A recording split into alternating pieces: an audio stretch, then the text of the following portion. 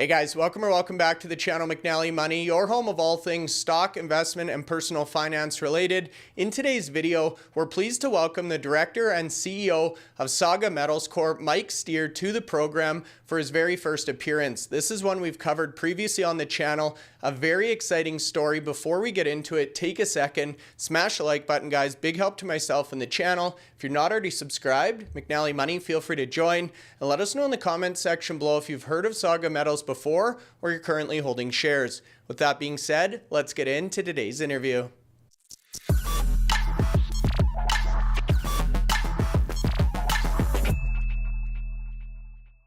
Okay guys, away we go. Another exciting interview coming your way. We've got the CEO and Director, Mike Steer of Saga Metals on the channel. This is one we've covered a few times. However, Mike, this is your first appearance on the podcast. We're looking forward to the discussion. Appreciate you making the time.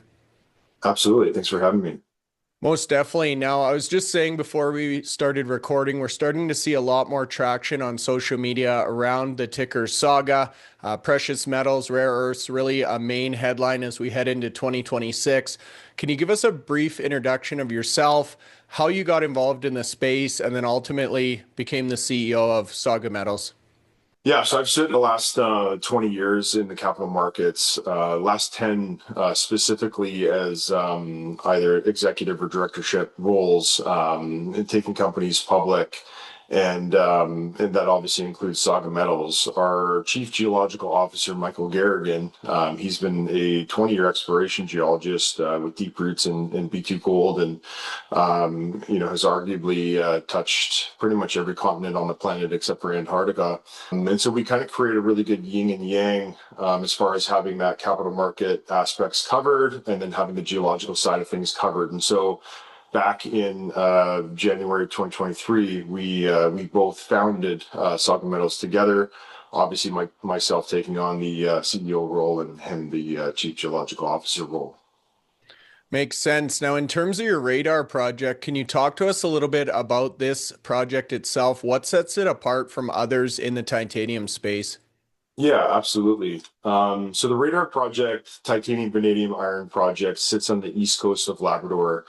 It's about just over 24,000 hectares, and it covers the entire Dykes River intrusion. So far to date, we've uncovered about 20 plus kilometers of oxide layering strike, and it has exceptional infrastructure. I think that's kind of what really stands us apart from the rest of the pack, is that when you're looking at these development stage projects, does it check all the boxes? And, I truly do believe that this project is checking all the boxes. We have nearby hydroelectric power. We're, right from our highest mineralized zones, we're maybe 30 kilometers away from a deep water port. We've got a town of Cartwright with about 500 citizens, about 10, 20 kilometers away. We've hired many of them, on the Saga's radar team. And, we have a local airstrip, and again, road access right into the main parts of the property. So, while we did initially use a helicopter while we're getting some of that trail network set up on our oxide layering strike, we've kind of completely eliminated the use of that moving forward, which just makes for extremely efficient, more cost-effective programs as we move forward. The other aspect of it too comes down to the mineralogy. And, while there are other projects within our geological province that we find ourselves in that spans not only Labrador, but into Quebec, we have a very unique mineralogy that so far, metallurgically is on the right track. And that's something that we're analyzing and looking into right now. And we'll have further results, obviously, to be able to report on that in the near future here. Yeah, it's an exciting space to be in right now. We've seen a big desire from both the US government, the Canadian government to onshore the production of a lot of these rare earths, these critical rare metals, materials. Can you talk to us a little bit about titanium, vanadium, iron? Looking through your investor deck, your website, these are not maybe the headline elements or metals we talk about on the channel most frequently, but there's a big demand for this stuff and really fuels a lot of the growth in these cutting edge sectors. Yeah, absolutely. I mean, what a lot of people don't realize is that they interact with titanium specifically on an everyday basis. It's in your toothpaste, it's in paint, it's in sporting goods like golf clubs and tennis rackets. But more importantly, and more specifically right now, and why it's catching headlines, as you kind of mentioned, is its applications in defense. And so you've got administrations like the United States government that have put forth an increased spending on their military side of things and defense spending. 2027, they've increased that now to $1.5 trillion.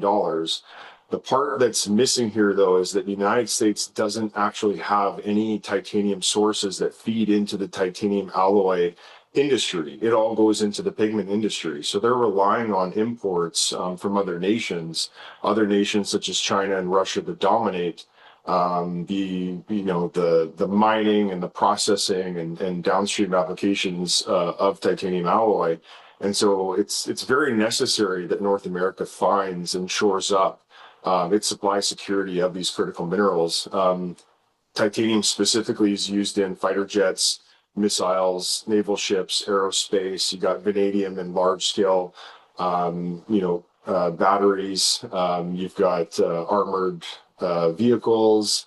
It obviously has, its combination with iron for increased strength in steel, and just iron specifically, obviously, in the steel industry and in your mega infrastructure projects. So, yes, you might be more familiar with hearing about gold and silver and copper, but these are kind of the very critical minerals that we need, especially in this more, tense geopolitical environment we find ourselves in. Yeah, well said. And I just wanted to double click on the alloy versus pigment. So you're saying a lot of the titanium production goes into pigment, things like paint, but really what the Yeah, defense sector needs is alloy grade correct. titanium, and that's what you guys have. Yeah, exactly. So that's obviously what we're endeavoring to prove out, with our mineral resource estimate and the metallurgical work that we're doing. But yes, like our hope is obviously to be able to feed into that aspect of the industry and be able to provide North America with that supply. So, I'd say about globally, about 90% of titanium production goes into the pigment industry. So it is the titanium alloy side of things is definitely more niche. Yeah, I was surprised to see that stat about the pigment and that percentage, as you say. Now, zooming in on the Trapper Zone specifically, the radar project, can you talk to us about why you're excited about this region? Yeah, absolutely. To back up for a second, we started our initial kind of maiden drill program on the Hawkeye Zone, which you'll find more towards the center of the property. We did this for logistical reasons, as well as we were getting some of our higher grab samples from that area. And what that did was we drilled about 2,200 meters, and we confirmed correlated mineralization of titanium, vanadium, and iron. So that was kind of our proof of concept.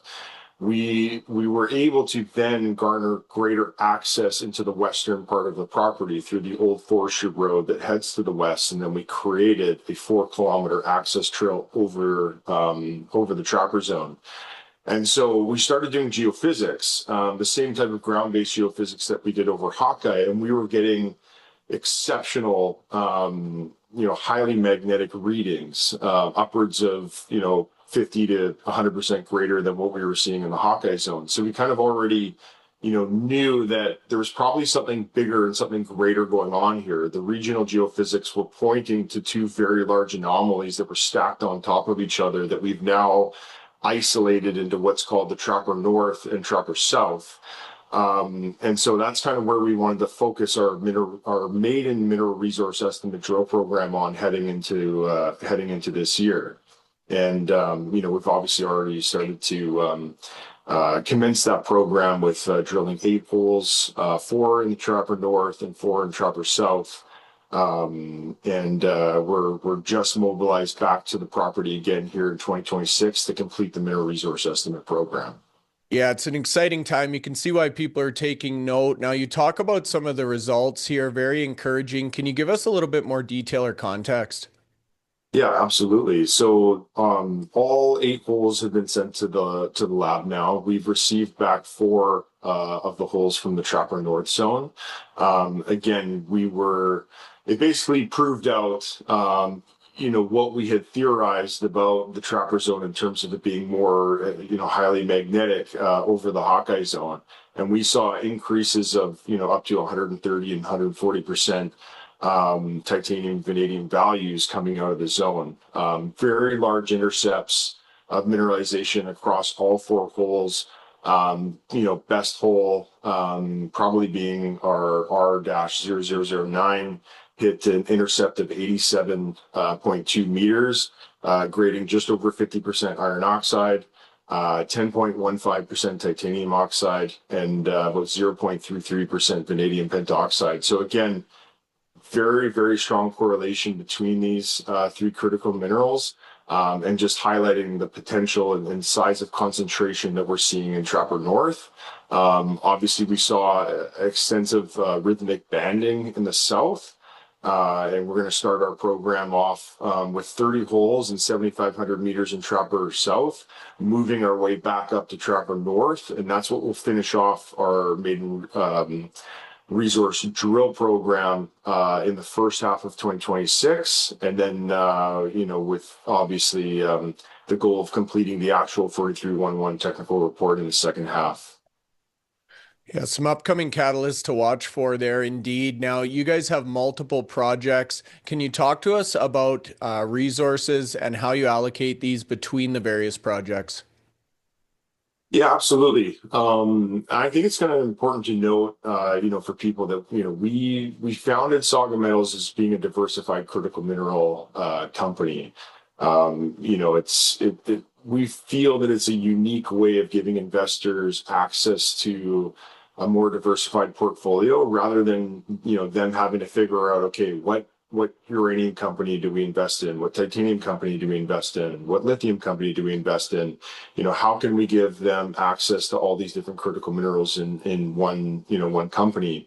And the way that we're able to do that so efficiently and cost effectively is that we found these high potential projects all within a condensed area. We're not globe trotting all over the place, heading down to South America or over to Africa or Australia, trying to find these different critical minerals. We've, found them right here in Canada on the eastern coast, in areas that are very, overlooked and underexplored. And so, it's helped us in 2 ways. One, giving a diversified portfolio of assets, but also, finding these projects where people haven't really been looking. It's allowed us to keep a very tight capital structure of the company as well, because we haven't really had to issue many common shares to acquire these properties. In fact, in a lot of cases, we've actually been able to stake ground directly from the governments, in the accumulation of these properties. So, and then on top of that, Michael Garrigan's done a fantastic job of building an exceptional team. We've got great support from the local town of Cartwright, as well as obviously other geos that have that come out to support the program. So again, with that close proximity of projects, we're able to run, say, our massive drill program that we're doing right now for the mineral resource estimate on the radar project. We can always send smaller teams to the nearby properties to do, smaller claims maintenance projects for a week or two, and kind of keep the movement and the development of those projects, moving forward. Yeah, it's a unique angle for sure and portfolio of projects. Again, that local geography, kind of an advantage or key differentiator. Now, another thing I note on your website, your deck, this partnership with Rio Tinto. This is one of the heavyweights in the space for anyone involved in mining exploration. You've probably heard of Rio Tinto. Can you talk to us a little bit about this and any other potential partnerships that either should be on our radar or we can look forward to in the future here? Yeah, absolutely. So just before we went public, actually, in kind of the early part of the summer of 2024, is when we established our partnership with Rio Tinto. They did an option agreement on part of our lithium asset in James Bay. It was about 34,000 hectares of the 65,000 hectares that we control in the eastern part of James Bay. And they basically have the option and earn in to acquire up to 75% of that project by spending $44 million in the ground. And so it's essentially allowed us to have them conduct exploration programs on that property. And we've been able to focus on our Labrador projects, obviously specifically the Radar project, which has been really the driving force, I'd say, in the last 6 months in terms of the value creation that we've seen. And really, it's what's allowed us to be able to confirm and validate 16 kilometers from the Hawkeye zone over to the Trapper zone. And so, now into 2026 here, we are looking to establish and garner some more of those, heavyweight, as you say, partnerships in the industry, more specifically, obviously, in the titanium, vanadium, iron industry, with the Radar project. Sure. Yeah, looking forward to that. And speaking of kind of things to watch out for, you talked about some of the key developments, catalysts scheduled for 26 at the Radar project. Anything else we should have on our radar here in terms of key catalysts, things to watch for in 26? Yeah, absolutely. Again, the lion's share of the focus is going to be on the Radar project and the development. I think that's where we're going to see the most near-term value for Saga. And so, heading right now in Q1 of 2026, we're going to start with the drilling of the Trapper zone, as I mentioned before, about 30 drill holes over 7,500 meters. We're going to move up into the northern part of the Trapper zone, and that will finish that off. We'll have further assays and obviously observations coming out of those drill holes along the whole entire way. Additionally, we're going to have metallurgical work that's wrapping up on the drill core from the Hawkeye zone, as well as metallurgical testing and analysis that we're doing on the drill core coming out of the Trapper zone. And then again, it's going to be putting out that maiden mineral resource estimate in the second half of 2026. Everything that we do on the other projects will be more, in the claims maintenance aspect, doing small programs to keep everything moving forward there. Exciting times ahead. Yeah, we look forward to watching this one continue to grow. If you've got any additional questions for Mike and team at Saga, feel free to leave them in the comment section. Hit the like button. Feel free to subscribe. Mike, I know you've been doing a lot of media. We appreciate you stopping by. We'll leave the website and contact info linked below as well. Any final words for investors watching? Thanks for having me on. Really appreciate being able to share our story to your audience. It's great. Thank you. Yeah, we look forward to hosting you soon. You guys, thanks so much for watching. We'll see you back here tomorrow.